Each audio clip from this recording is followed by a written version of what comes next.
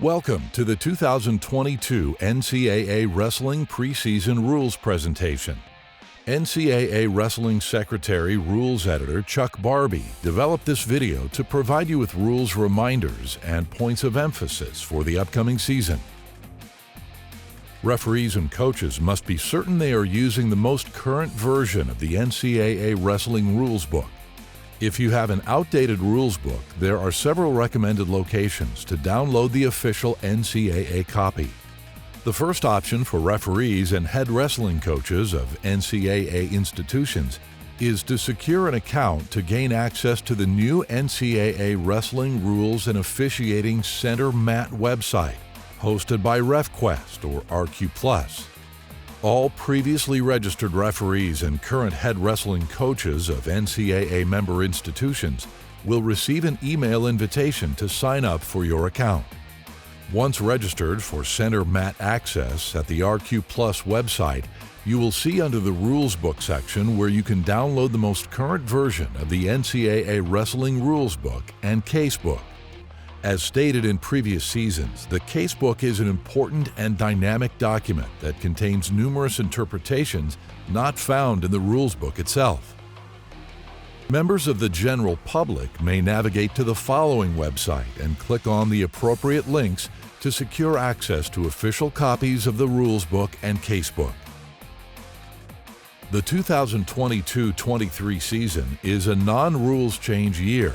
So in this portion of the video, we will review several preseason points of emphasis. Rule 1.8.2 and AR1-2 state that facial hair trimmed to a length so that the skin is visible for medical examinations, or a maximum 1/2 inch, is allowed. These photos are examples of acceptable facial hair lengths. Facial hair that does not allow for a proper medical examination to be performed, as determined by the medical professional overseeing medical examinations, shall be immediately trimmed to within the guidelines. A wrestler may not weigh in until the facial hair is trimmed and the medical examination is completed. Coaches and athletic trainers must communicate regularly to their team members to ensure this requirement is adhered to for all competitions.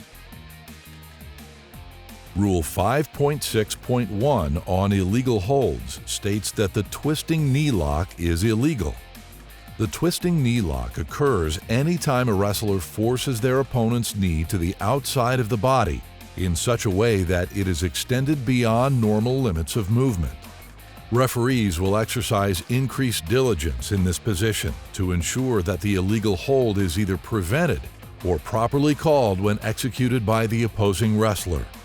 In alignment with previous interpretations, wrestlers will not be called for executing an illegal hold when or if the other wrestler places themselves into a twisting knee lock position by their own actions.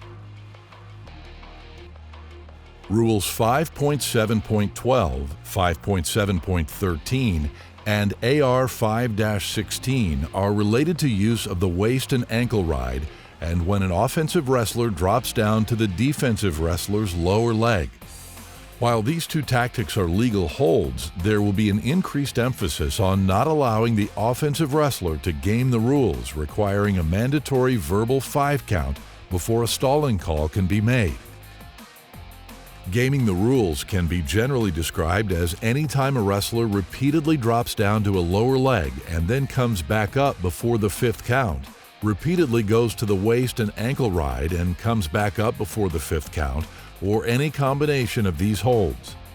When a referee determines that a wrestler is gaming the rules in this way, they may issue an immediate stalling call with no verbal count required. This concludes the preseason points of emphasis for 2022-23. It is very important that referees and coaches pay close attention to the RefQuest Center MAT website, as additional rules education, interpretations, and points of emphasis will be communicated prior to and during the upcoming season. Thanks, and have a great season.